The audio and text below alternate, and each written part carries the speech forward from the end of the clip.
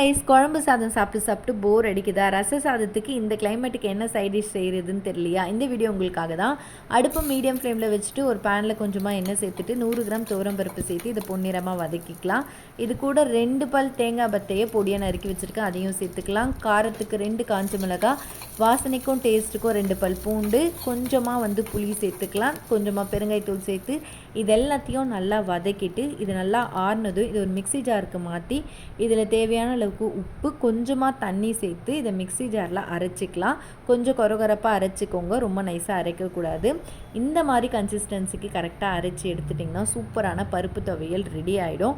சூடான ரச சாதத்துக்கு செம்மையாக இருக்கும் சைட் டிஷ்ஷாக. ரசம் சாத வீடியோ ஆல்ரெடி நம்ம சேனலில் போஸ்ட் பண்ணியிருக்கோம், பார்க்கல நான் மேலே ஐ பட்டனில் கொடுக்குறேன், செக் பண்ணி பாருங்கள். அவ்வளோதான், சுட சுட சாப்பாடு போட்டு அதில் நெய் ஊற்றி சாப்பிட்டிங்கன்னா அட்டகாசமாக இருக்கும்.